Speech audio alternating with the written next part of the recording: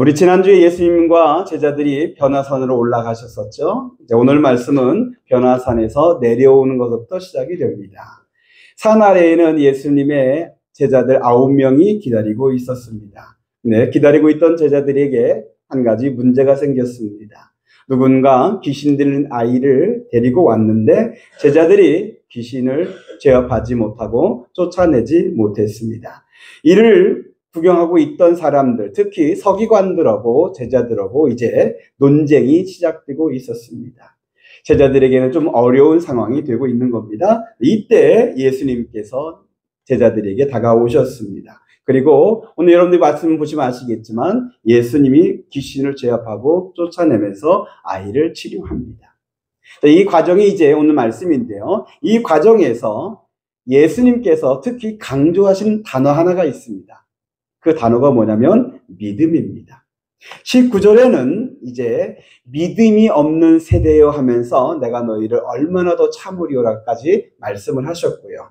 23절에는 할 수 있거든이 무슨 말이냐? 믿는 자에게는 능히 하지 못할 일이 없느니라까지 말씀을 하셨습니다.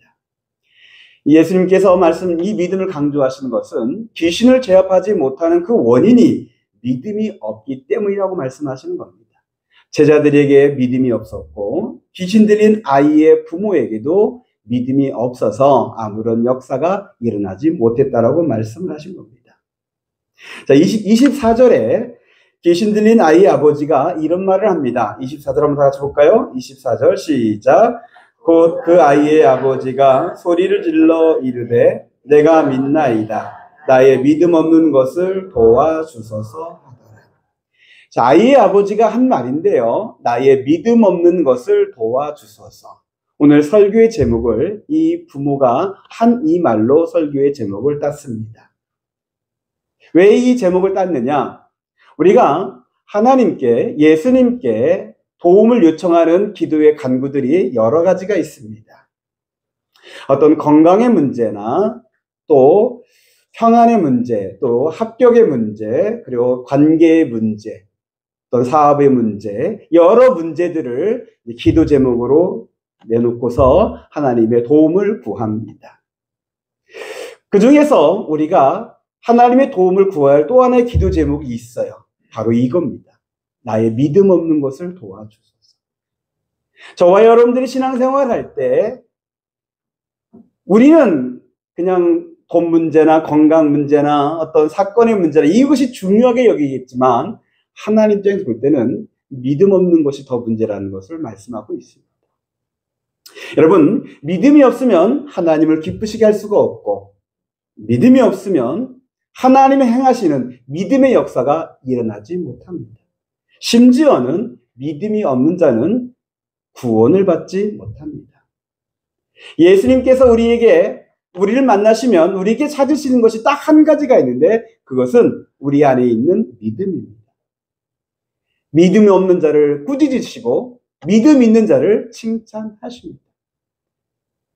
우리가 신앙생활 하면서 우리에게 꼭 있어야 하는 것은 믿음인데 나에게 믿음이 없다라고 그렇게 생각을 하면서도 나의 믿음 없는 것을 도와달라는 이 기도를 우리는 못할 때가 많습니다. 이 아이의 부모가 솔직하게 말했던 것처럼 나의 믿음 없는 것을 도와달라는 이 간구가 오늘 저에게 여러분의 기도 제목이 되길 바라고요. 이 기도를 들으시고 응답하시는 하나님의 은혜가 오늘 이 말씀 가운데 일어나기를 소망합니다. 오늘 우리가 읽었던 이 말씀에는요, 우리의 믿음을 도와주는 주의 은혜가 담겨 있습니다. 여러분들이 이 말씀을 들을 때 믿음이 무엇인가를 알게 될 것이고요. 그리고 또한 나에게 왜 믿음이 자꾸 없어지는가, 내 믿음이 자꾸 약해지는가, 그 이유를, 원인을 밝혀줄 것이고요. 그리고 그럼에도 불구하고 우리의 믿음이 좋아지는 그 방법까지도 오늘 말씀을 통해서 우리에게 가르쳐 줄 것입니다. 여러분들의 믿음이 좋아지기를 그런 바람을 갖고 믿음이 더 좋아지고 믿음이 더 커지고 믿음의 역사가 일어나기를 그런 바람을 갖고 말씀을 들어주시기를 부탁드리겠습니다. 22절의 말씀을 보겠습니다. 22절이요. 시작. 귀신이 그를 죽이려고 불과 물에 자주 던졌나이다. 그러나 무엇을 하실 수 있거든 우리를 불쌍히 여기사 도와주옵소서. 귀신 들린 아이의 아버지가 예수님께 한 말입니다. 도와달라 간구합니다. 무엇을 도와달라 하냐면 아이에 있는 귀신을 쫓아내고 아이를 치료해 달라는 내용입니다. 그런데 그 도움을 간구하면서 이 아이의 아버지는 이상한 말을 합니다. 무엇을 하실 수 있거든 라고 말을 합니다. 이것은 믿음의 말은 아니지요. 반신반의하는 말입니다. 우리가 기도할 때 예수님께 이런 말을 하면 안 됩니다. 여러분, 이제 이전에 예수님께서 많은 병자들을 고쳐주셨는데 그 병자들은 예수님께 이런 말을 갖고 이런 마음으로 예수님께 다가가지 않았습니다. 예수님이면 하실 수 있습니다. 예수님이면 병을 고칠 수 있습니다. 살릴 수 있습니다. 또 심지어 어떤 여인은 땅에서 떨어지는 그 부스럭이라도 먹으면 우리 아이가 낫습니다라고까지 주님이면 하실 수 있다는 그 간절한 믿음을 갖고 예수님께 나아갔습니다. 하실 수 있으면 해주십시오. 이런 말은 어찌 보면 주님을 모독하는 말일 수도 있습니다.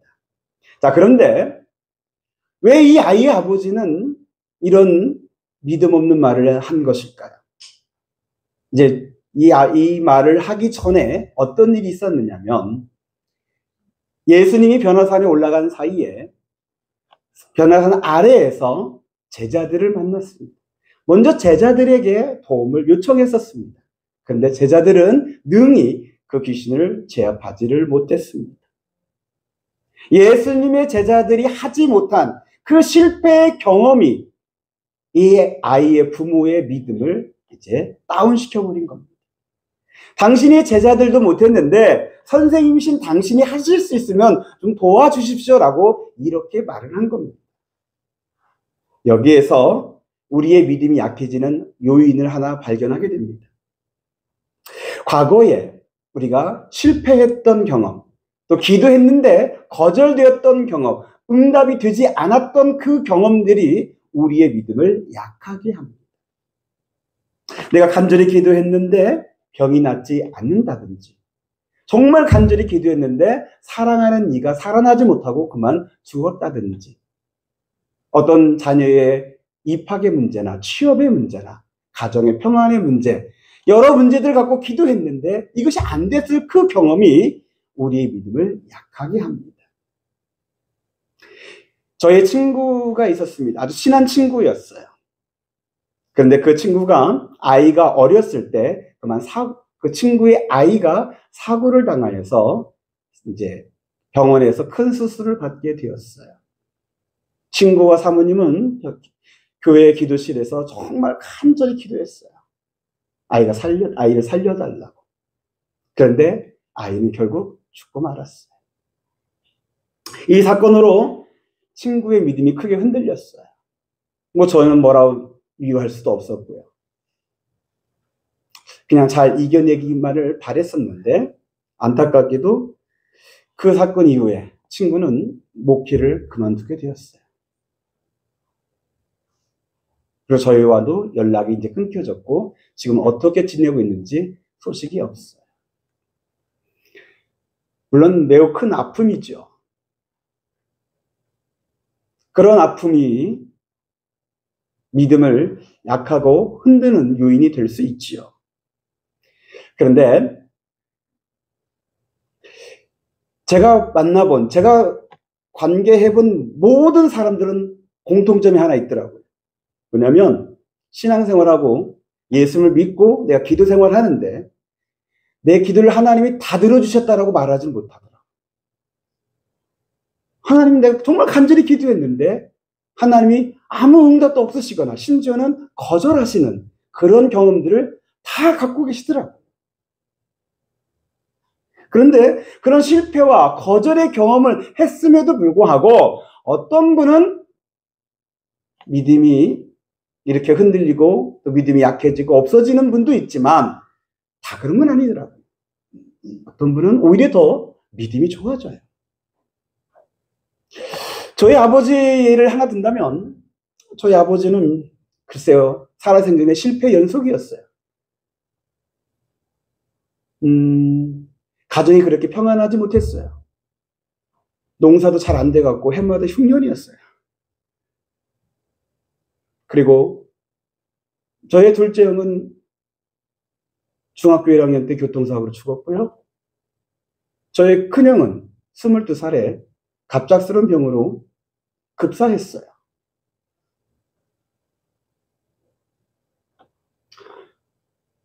부모님과도 아버지의 부모님, 저희에게는 할아버지죠. 할아버지와의 관계도 나빠서 소식 끊긴 지 한 10년 동안 그렇게 왕래 없이 지내기도 했어요. 제가 볼 때는 아버지가 그렇게 열심히 기도하는데 하나님이 아버지 별로 사랑하지 않는 것처럼만 보여졌어요. 그래서 제가 힘들었던 경험이 있어요. 그런데 저희 아버지의 믿음은 흔들리지 않더라고요. 언젠가는 아버지가 자기는 참 은혜 많이 받았대요. 제가 볼 때는 아닌 것 같은데. 아버지는 그런 실패의 경험들이 아버지의 믿음을 흔들지 못하더라고요. 단단해 보였어요. 신앙의 거장처럼 보였어요. 저는 저희 아버지의 신앙을 본받고 싶어요. 그럼 여러분도 여러분의 신앙이 반석에 세워진 그런 집과 같은 신앙이 되기를 바라요. 자, 그러면 믿음이 약해진 사람들의 특징은 뭘까? 그들은 예수님을 통해 하나님께 무엇인가 얻으려고 하는 신앙이에요. 안 되면 실망하게 되고 떠나게 되고 무너지게 돼요. 이들에게 예수님은 수단이고 방법이에요. 예수 믿어서 좋은 거 얻고자 했는데 안 되니까 별거 없구나 하면서 예수님이 하나님 날 별로 사랑하지 않는다 하면서 이렇게 믿음이 약해져요. 이런 분들에게 예수님이 하신 말씀이 있어요. 마태복음 11장 6절에 예수님이 이런 말씀을 하셨습니다. 마태복음 11장 6절 말씀 한번 볼까요? 시작. 누구든지 나로 말미암아 실족하지 아니하는 자는 복이 있도다 하십니다. 여러분, 예수님 때문에 실족하지 않는 자가 복이 있대요. 그 말은 실족할 만한 일이 있다는 거예요. 실패나 좌절이나 거절되는 그런 경험들이 있다는 거예요. 내가 생각했던 대로 안 듣는 거예요. 내가 원했던 것이 안 되는 그런 일이 있다는 거예요. 그럼에도 불구하고 실족하지 아니하는 자가 복이 있다 합니다. 자, 그러면 그런 실패의 경험에도 불구하고 실족하지 않는, 믿음이 약해지지 않는 사람은 어떤 사람이냐? 그런 사람들에게는 예수님이 수단이 아니에요. 그런 분들은 자신의 그 실패를 십자가로 받아요. 하나님이 내게 주신 십자가로 받고 나의 십자가를 감당하고 짊어지고 예수님 따라가려고 해요. 그리고 어떤 거절의 것을 당했을 때 하나님의 이 말씀을 기억해요. 내 은혜가 내게 족하도다. 나를 구원해 주신 그 은혜가 이미 내게 족하도다. 이거 아니어도 나는 감사하다고 오히려 그 실패를 감사로 받아요. 그리 아니하실지라도 그럼에도 불구하고 하나님의 은혜라 고백하면서 나는 예수님을 믿습니다라고 고백을 합니다. 이들에게 예수님은 수단이 아니라 목적이에요. 여기에서 믿음이 무엇인가를 말씀을 드릴게요. 여러분, 믿음은 내가 무엇인가를 얻기 위한 그 방법이 아니라 믿음은 사랑의 관계에서 나오는 신뢰예요. 한번 따라서 해주시기 바랍니다. 믿음은 사랑의 관계에서 나오는 신뢰이다. 하나님을 사랑하고 예수님을 사랑하면서 그 사랑의 관계에서 나오는 것이 그 신뢰가 믿음이에요. 여러분, 사랑한다 하는데 믿지 않으면 그건 사랑이 아니죠. 또 믿지 못하면 사랑의 관계도 깨지게 돼요. 사랑과 믿음은 하나예요. 하나님을 사랑하게 되면 하나님을 신뢰하게 돼요. 또 신뢰하면 할수록 더 사랑하게 돼요. 그래서 참 믿음은 그 사랑의 관계에서부터 자꾸 쌓여져 가는 그 신뢰가 참 믿음이에요. 우리 양문교회 성도들과 함께 예배드린 여러분들은 내가 원하는 것을 얻고자 이용하는 신앙이 아니라 온 마음 다해, 온 힘 다해, 나의 온 삶을 다해 하나님을 사랑하고 예수님을 사랑하는 그 사랑으로 신앙생활 하시기를 바랍니다. 그 사랑으로 신앙생활 할 때 거기에서 나오는 신뢰가 생겨요. 세상 사람들이 다 떠나도 내가 원했던 것이 다 안 됐다 할지라도 나는 하나님을 믿는다고, 예수님을 믿는다라고 그 신뢰의 고백을 하게 돼요. 흔들리지 않는 반석업 같은 그런 믿음의 사람이 돼요. 그 믿음의 사람이 저요 여러분이 되기를 소망합니다. 이제 그리고 29절의 말씀을 보겠습니다. 29절 시작.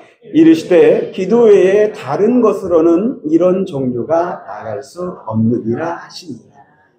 예수님께서 하신 말씀인데요. 왜 이 말씀을 하셨냐면은 집에 들어가서 제자들이 예수님께 물었어요. 왜 우리는 못해요? 왜 우리는 안 됐죠? 라고 예수님께 물었어요. 그 물음에 대한 예수님의 대답이에요. 기도 외에는 다른 것으로는 이런 종류가 나갈 수 없다. 이 말씀을 통해서 기도가 능력이다라고 말씀을 드릴 수가 있어요. 이 말씀, 여러분, 기도가 능력인 건 사실이에요. 제가 목회하는 때 귀신을 쫓아내는 그런 경험이 있었어요. 처음 30분 동안은 찬송하고 그리고 예수 이름을 선포하고 뭔가 해보려고 했어요. 근데 안 되더라고요. 그 귀신도 좀 셌나 봐요. 안 돼서 잠깐 쉬자 하고 그리고 하나님께 기도를 했죠. 하나님 어떻게 해야 할까요? 제가 무엇을 어떻게 할 수 있을까요? 도와주십시오. 그때 기도할 때 제 마음에 하나님 우리 가운데 계심을 믿어지게 되고 하나님이 하시면 된다는 믿음이 생기더라고요. 그래서 기도 후에 예수의 이름을 선포했죠. 그랬더니 귀신이 떠나가더라고요.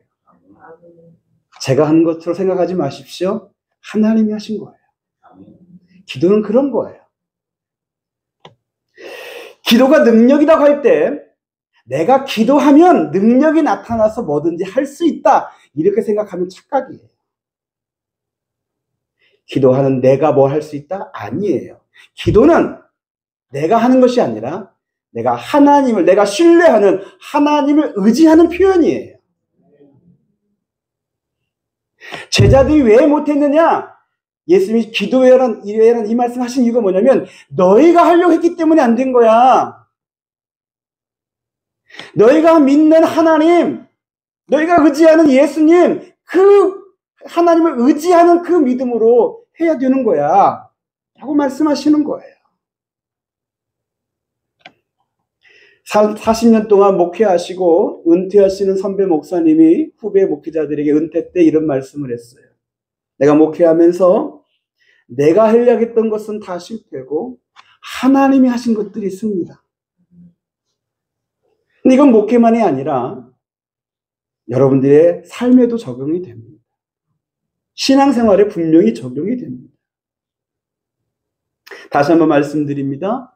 기도는 내가 뭘 하려고 하는 것이 아니라 하나님을 의지하는 나의 믿음의 표현입니다. 여기에서 믿음이 무엇인가가 또 하나가 나옵니다. 믿음은 내가 신뢰하는 하나님을 의지하는 게 믿음이에요. 여러분들이 믿고, 여러분들이 신뢰하는 그 하나님을 의지하는 것.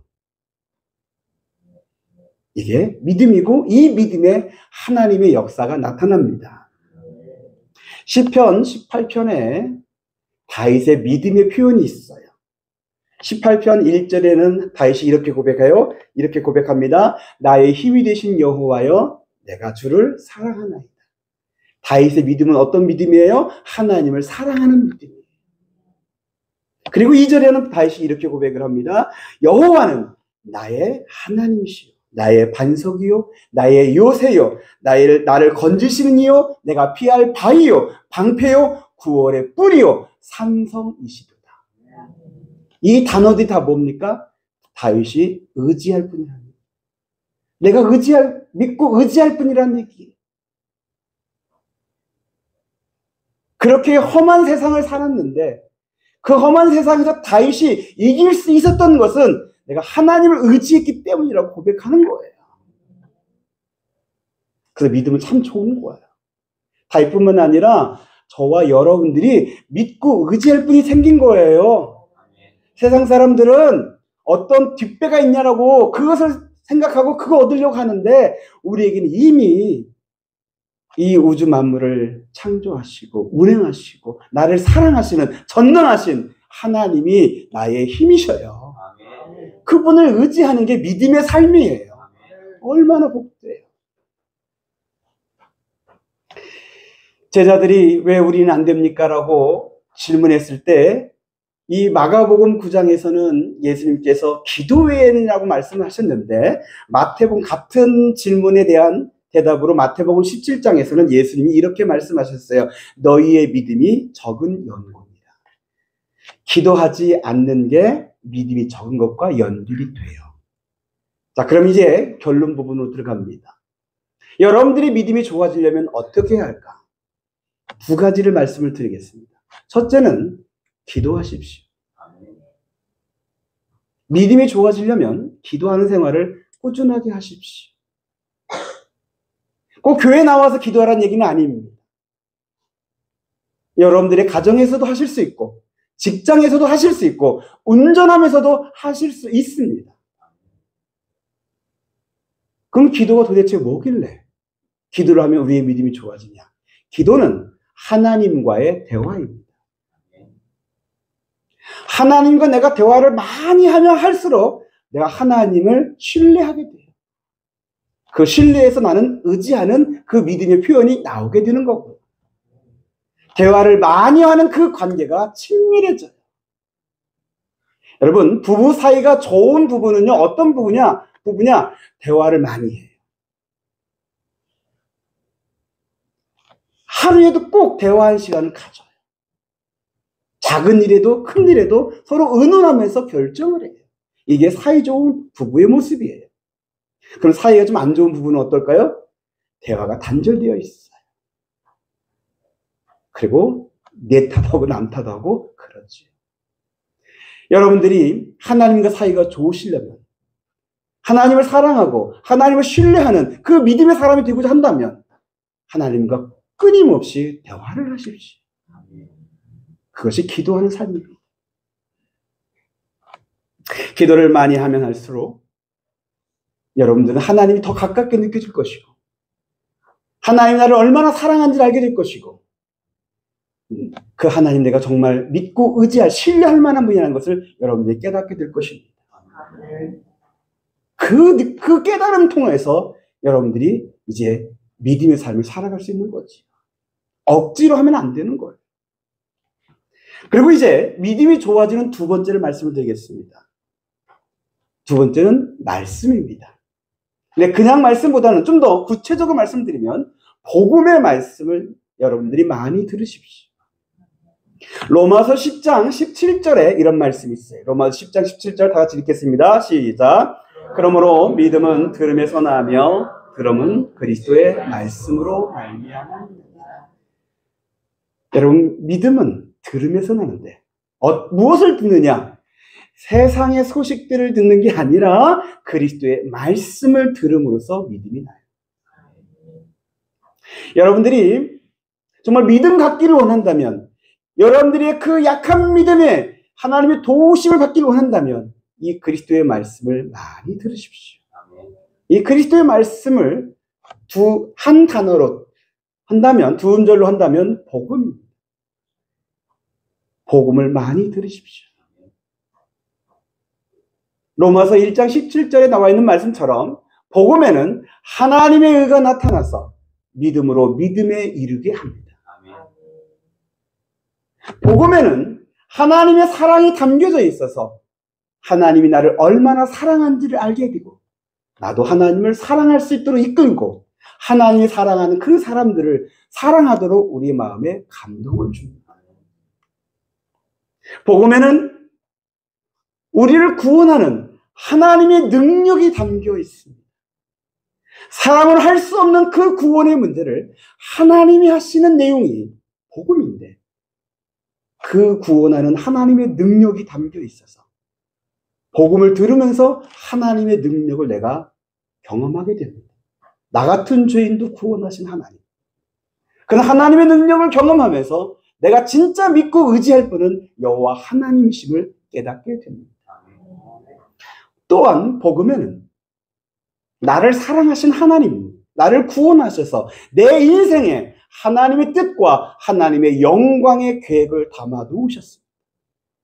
복음을 통하여서 나는 그것을 깨닫게 됩니다. 아, 내 인생은 이렇게 그냥 사는 것이 아니라 하나님의 뜻이 이루어지고 하나님의 영광을 위하여 내가 가야 할 길이라는 것을 알게 됩니다. 그러면서 이 복음을 들으면서 아, 모든 것이 합력하여 선이 되게 하신다는 것을 깨닫게 되죠. 아, 이 실패도 결국에는 하나님이 선이 되게 하시는구나.